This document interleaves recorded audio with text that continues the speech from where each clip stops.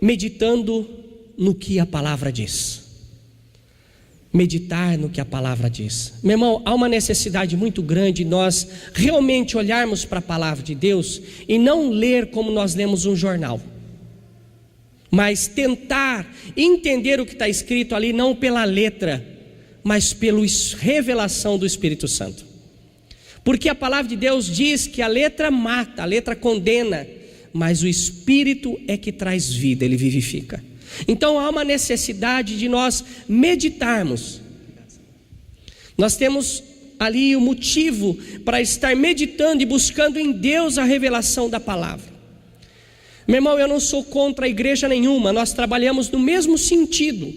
O objetivo de todo pastor, de todo obreiro, de todo aquele que tem um cargo na igreja, seja ele qual for, não tem cargo maior ou menor, aquela pessoa que tira o papel do banheiro não é inferior ao pastor aqui, ele está fazendo a obra de Deus. Quando ela faz para agradar a Deus, ela tem o mesmo objetivo, recebe as mesmas medidas, porque faz por amor. Mas nós, através da nossa arrogância, às vezes nós achamos que quem usa a gravata é superior a alguém, mas aqui do lado de dentro todos nós vamos para a terra e vamos virar pó. Às vezes as pessoas perguntam e falam para mim assim: pastor, você viu o que eu fiz? Oh, glória a Deus que você fez. Muitos chegam para mim e falam assim: pastor, essa mensagem que o Senhor pregou. Eu falei: a glória é lá, dele lá, você já deve ter falado isso para mim. Eu retribuí a glória a Deus, a glória tem que ser dele. Mas o que eu quero dizer é que tem muita gente falando em nome de si próprio, achando que isso é a vontade de Deus. Vou traçar aqui um paralelo nessa introdução para que você possa entender a minha linha de raciocínio e você possa, atualizar-se nisso. Quando é que eu posso falar em nome de alguém? Eu tinha uma procuração do banco. O banco, quando eu ia para a sala de juiz, ia para esses lugares de audiência, eu tinha uma procuração que dentro daquele código de ética do banco, eu poderia falar em nome do banco. Então, quando sentava numa mesa de negociação, eu como gerente, eu era o representante do banco. O que eu falasse ali, o juiz escrevesse, tinha que ser feito. Se eu errasse naquilo que eu estava dizendo, aquilo que estava escrito seria e iria ser usado contra mim mesmo dentro do banco. Então a procuração é algo que nos dá autoridade diante daquele que nos deu essa procuração. Eu trabalhei também na Tilibra como supervisor de vendas. E dentro desse supervisor de vendas eu viajei para o estado de Minas, viajei para Goiás, viajei para o estado de São Paulo, capital, Vale do Paraíba, Campinas, viajei para vários lugares. A empresa Tilibra sempre foi honrada nos compromissos dela. Até hoje é assim. Por isso que eu posso falar abertamente. Ela é honrada nos compromissos. E ela dava descontos nas vendas dos produtos, para que o representante comercial pudesse falar para aquele que ia comprar o produto, falar para ele assim: ó, eu posso te dar 20%, eu posso te dar 30%, que quando ele anotasse lá no pedido do cliente, aquele desconto, quando chegasse na empresa, a empresa ia falar assim: esse desconto eu autorizei a dar, então eu vou honrar a palavra daquele representante comercial, porque eu dei essa liberdade a ele de dar esse desconto. Mas pode acontecer algumas coisas também. Esse representante ele poderia dar 20% e de repente lá, empolgado com o cliente, ele se sentiu o dono da empresa e falou assim: olha, para você eu vou te dar 50% de desconto. Quando esse pedido entrasse no sistema, a hora que ele fosse ser digitado e digitasse ali o percentual que ele deu de desconto e não estivesse de acordo com aquilo que a empresa tinha autorizado, sabe o que ia acontecer com o pedido? Ele não ia ser aceito, ia ser recusado. E quem ia ser envergonhado é aquele que disse que haveria um desconto. Teve o desconto, ele deu o desconto, mas o desconto não poderia ser confirmado porque a empresa não autorizou aquele desconto. E se caso qualquer coisa que acontecesse, quem ia tomar uma carta de advertência, quem ia tomar ali uma bronca, seria o representante, porque ele assumiu uma coisa que ele não poderia assumir. Pastor, o que isso tem a ver com a nossa pregação? Vou um pouquinho mais longe, vou um pouquinho mais distante disso. De repente eu conheço você e digo em seu nome, dizendo: ó, eu estou autorizado a vender o carro de fulano, eu vou vender o seu carro. Embora já fizeram muitas brincadeiras, aonde era aniversário da pessoa, e a pessoa foi lá no jornal, fez um anúncio vendendo o carro do outro por metade do preço, porque estava com urgência. E no aniversário dele todinho, ele ficou atendendo o telefone que ligava das pessoas que via no jornal: é daí que está vendendo? Não é daqui que está vendendo. Aí ligava o outro: você já vendeu? Não vou vender, quero saber quem fez isso. E aí em cima do bolo estava escrito assim: vende o carro para mim. Na festa falaram para ele o que estava acontecendo, mas ele não ia vender o carro, porque não era aquilo que ele queria fazer, ele não ia aceitar. Mas fizeram essa brincadeira com um amigo da gente, e foi super legal. Depois, antes o cara estava cuspindo marimbondo, porque foi algo decidido. Se alguém tentar fazer alguma coisa que você não quer, dizendo que você fez, qual é a sua atitude quando isso acontece? Você vai ficar contra, você vai se levantar. E nós estamos perante a mesa do Senhor, e eu quero meditar com você sobre alguns versículos. O primeiro que eu quero meditar está escrito em Mateus capítulo 7, versículo de número 24. É muito claro, o Senhor fala que a nossa construção de vida tem que estar no lugar de seguro. Mateus 7, 24 fala de uma forma que todos nós podemos entender, uma linguagem simples. Ele diz assim, a palavra do Senhor: todo aquele, pois, que ouve estas minhas palavras. A palavra de quem? Palavra do Senhor. Todo aquele que ouve essas minhas palavras e as pratica, será comparada a um homem prudente, quer dizer, cuidadoso, que edificou, quer dizer, construiu a sua casa sobre a rocha. Meu irmão, olha, quando as pessoas, foi dito esse versículo, as pessoas lá é deserto, eles tinham que cavar, encontrar a rocha para construir ali a sua coluna em cima da rocha, para que não fosse afundar, para que quando viesse o vento, viesse a chuva, transbordasse os rios, ela estava sobre a rocha. Mas tinha algumas pessoas dessa época, e nos dias de hoje também tem, porque é contemporâneo, tem algumas pessoas que gostam de construir a sua vida devagar, passo a passo, estudando continuamente. Mas tem pessoas que têm pressas, e aí em vez de fazer as coisas com, solidificada, com cuidado, faz as coisas, atabalhoada. E aí o que acontece? As coisas saem realmente mais rápido, mas não tem estrutura. E a gente percebe que nos demais versículos fala que vieram a tempestade, vieram os ventos, transbordaram o rio.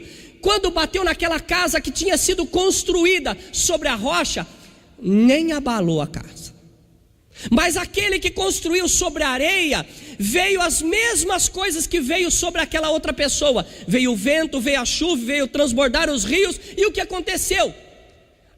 Esse problema que é chamado tempestade, rios, chuva, levou esta casa daquele que não teve os cuidados de construir. E quantas pessoas, às vezes aqui na igreja, pode ser você, pode ser eu em algum momento, qualquer probleminha a gente fala assim: eu estou em Cristo, porque eu vou na igreja.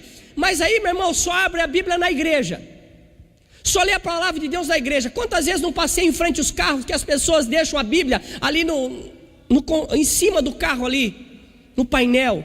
A Bíblia, meu irmão, parecendo uma asa delta, tudo enrugado, o sol bateu naquela borracha, meu irmão, que nem Jesus mais endireita aquilo ali se ele tivesse que ir pessoalmente. Tem poder hoje para isso. Mas as pessoas declaram, a Bíblia da pessoa chega aqui na igreja, ela está assim, ó. O que aconteceu, meu irmão? Não, é muita leitura.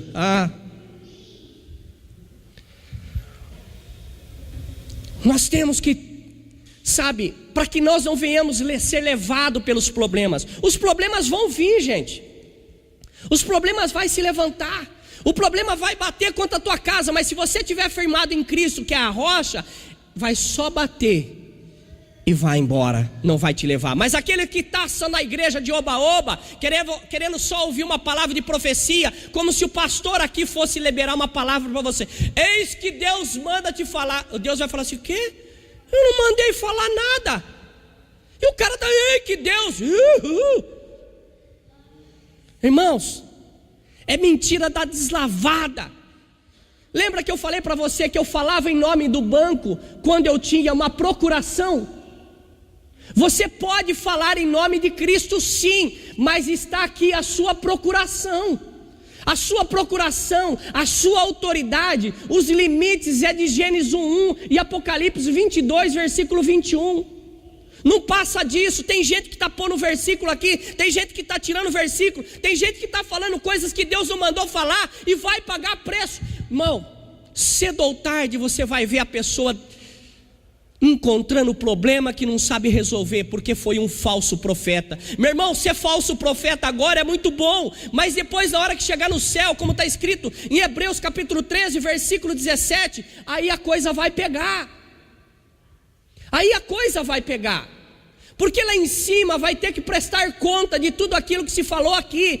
Tudo que disser será usado contra ti no tribunal. Vai ter um tribunal de Cristo, vai ter lá em cima um tribunal, e nós vamos ter que prestar conta disso. Aquilo que eu estou falando para você vai ter uma prestação de contas.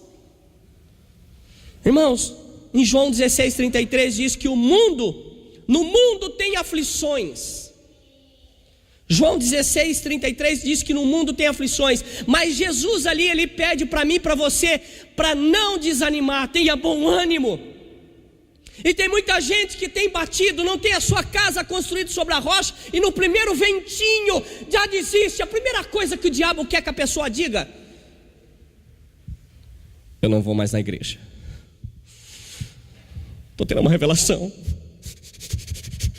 o pastor lá não me cumprimenta. Ei, meu irmão, a salvação não vem do pastor, vem de Cristo. Eu sou um semeador da palavra de Deus na tua vida. Eu sou um semeador da palavra, e quando eu rego a tua vida, eu rego orando pela tua vida. E orar pela tua vida, eu oro toda noite, todo dia, todo instante eu estou orando. Deus, visita lá a igreja, visita aquela pessoa, visita essa, aquela que Deus revela. Eu vou orando, e vou visitar uma, vou visitar outra. Irmãos, assumimos uma responsabilidade de ser diferente e não ser levado por ventos de movimento. Nós estamos vivendo uma época, meu irmão, eu moro em frente a uma igreja, e eu vou falar um negócio para você. Está complicado. Eu tenho um exemplo que eu não preciso ir na igreja se eu quiser. Da sala da minha casa, abrindo a porta, eu ouço o culto. Eu não posso falar para você o que eu ouço. Eu não posso falar para você o que eu penso, o que eu acho. Mas eu vou procurar na palavra de Deus se aquilo que está acontecendo está de acordo ou está desacordo. Porque eu não posso julgar, porque eu tenho uma liberdade de capa a capa para andar. Deus está fazendo um milagre. No final do culto, o Cândido vai dar um testemunho aqui de uma cura que Deus fez com ele, que ele não poderia ouvir bateria. Ele já tinha que, quando ele ouvia a bateria, ele bateria em retirada. Deus está curando, Deus fazendo, mas Ele precisa encontrar em mim e em você um tempo para isso. Eu lembro quando a palavra de Deus nos diz em João 8,7, fala que foi levada uma mulher que estava em adultério na presença de Jesus, porque as pessoas que levaram essa mulher lá, queria que a vontade do Velho Testamento fosse cumprida. Aquele que era pego em adultério tinha que ser apedrejado. E todos eles já levaram a mulher e já levaram a pedra também. Só que é o seguinte, Jesus falou para aquelas pessoas: aquele que não tem pecado, atire a primeira pedra. Aquele que nunca errou, atira a primeira pedra. Meu irmão, e quantas pessoas dentro da igreja não está com o seu bornal, se é que você sabe o que é isso, está com a sua sacola, vem com uma carreta de pedra para atacar no outro, como se nunca tivesse pecado. Pessoas armadas contra as outras, mas não sabe que a mão de Deus vai pesar sobre a vida dela. A palavra de Deus diz que na terra não há um justo sequer, e tem gente querendo fazer justiça com as suas mãos. acusando, entrando em boatos, fazendo conversa, fofoca. Tem gente fazendo isso. Jesus então olha para aquela mulher e fala assim: cadê os teus acusadores? Ele falou assim, depois que o Senhor disse, e como ele estava escrevendo, me dá liberdade de pensar, não está narrado assim, mas ele estava escrevendo, talvez as pessoas que estavam próximas, ele estava escrevendo ali o pecado daquela pessoa. De repente a primeira estava falando assim: fala demais, linguarudo. O cara falou: ih, comigo. Aí estava o outro assim: olho gordo, invejoso. Ih, pecado. Fofoqueiro. Foi saindo todo mundo. E de repente Jesus levantou e falou: cadê os teus acusadores? Foram embora. O que Jesus falou para ela? Vá embora e continue pecando. Vá e não peques mais. Vá e não peques mais. Meu irmão, a gente peca quando fala mal dos outros sem ter certeza. Nós não devemos agir assim. Muitos levaram aquela mulher para ser morta, apedrejada. E muitos hoje, dentro das igrejas, tem gente que anda com pedras e mais pedras no bolso, na bolsa, para apedrejar o irmão. E Jesus está falando: se você não tem pecado ou nunca errou, atire a primeira pedra. Nós devemos lembrar que a mesa está posta para renovar uma nossa aliança com Cristo. Não é com Satanás, não é com as coisas maldosas, não é com as fofocas. Nós estamos para renovar a nossa aliança com Cristo. É por isso que a mesa está posta. E ele continua dizendo: tem algumas pessoas que tratam Deus como se fosse delivery, uma empresa que é obrigada a entregar o produto de seu consumo, de seu desejo em casa.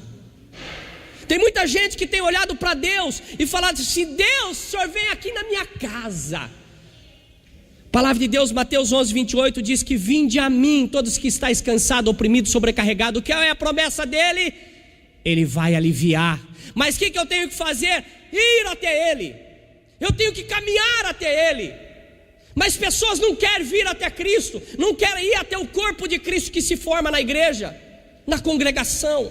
Quer receber Cristo em casa.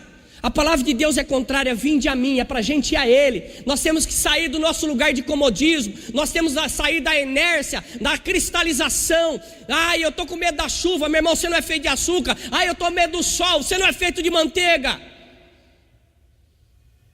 Ai, Deus não me abençoa. Claro, o que você tem feito? Nada.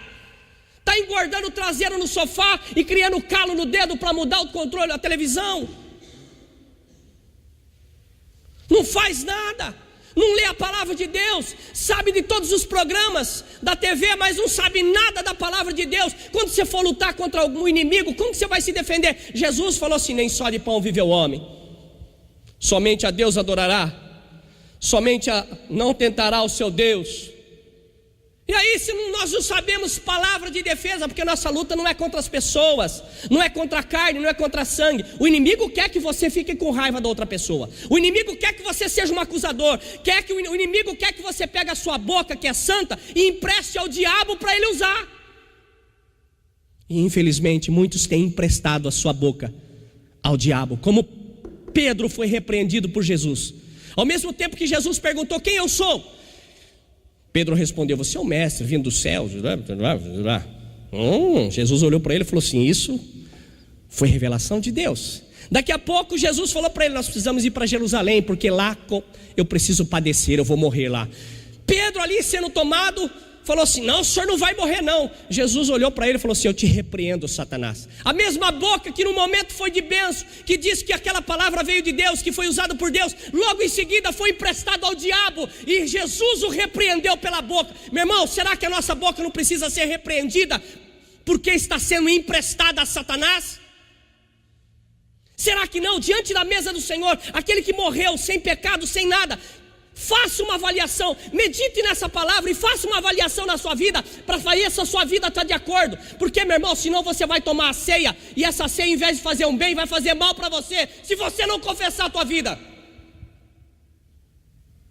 Ai, pastor, eu não gosto que você fale assim. Mude a palavra de Deus, que eu mudo a pregação. Muda a palavra de Deus. Eu não sou conivente, não quero ser conivente, tenho lutado a cada dia para fazer a coisa certa. A palavra, tem um ditado popular que diga com quem tu andas, eu direi quem tu és. Quem tem sido a sua companhia? Quem tem sido a parceiro seu? Pastor, eu vou na igreja, mas eu sou muito amigo de um cara que é traficante. Quem é teu amigo? Eu vou na igreja, mas eu tenho uma amiga que é prostituta, eu estou evangelizando ela. Quem é o seu parceiro? Quem é seu amigo? Não vem com conversa de pra boi dormir, meu irmão. Vem na palavra de Deus. A palavra do Senhor. Vinde amigos que está cansado. Meu irmão, não adianta você botar o joelho no chão e falar para Deus, vem aqui. Jesus já veio na terra. Jesus já deixou o trono dele, já veio na terra. Você precisa fazer a tua parte. É possível, você faça. Eu tenho que fazer. É eu que tenho que jejuar, não é Cristo. É eu que tenho que orar, não é Ele. É eu que tenho que ler a Bíblia, não é Ele. É eu que tenho que interceder pelas pessoas, não é Ele. É eu que tenho que pregar, não é Ele. E eu não estou bravo. Estou super calmo. Outra coisa, em Mateus 7,13 diz que a porta é estreita. Irmão, por que a porta é estreita? Porque nós estamos chegando em um momento de gargalo da vida. A coisa está se afunilando. E tem gente, meu irmão, eu posso falar porque eu ouço direto isso, está tentando alargar o caminho do Senhor. Está tentando empurrar para dentro da igreja tudo quanto é tipo de tranqueira e pecado. Está tentando alargar, mas diz que em Mateus 7,13 diz que a porta é estreita. Pastor, se eu for meio fortinho, então eu não vou passar. Não, que a passagem é sozinho. É só você que vai passar. Você não vai de carona na mala de ninguém. Você não vai ter carona para ir para o céu. Você vai ter que passar por essa porta. Você vai ter que passar por esse caminho. Nós devemos entender isso, meu irmão. Eu não estou aqui para brigar com você, mas estou aqui para fazer você meditar nessa palavra, ir para a tua casa e de repente, pastor, o senhor pode me dar esses versículos para meditar, meu irmão? Tem WhatsApp, Facebook, tem tudo quanto é book, e eu te passo e vai meditar na palavra. Em vez de ficar mandando figurinha, de piadinha via internet, irmão, vai estudar a palavra de Deus, porque o seu celular daqui a pouco está fora de moda, não serve mais para nada, mas a palavra de Deus vai te garantir a vida eterna.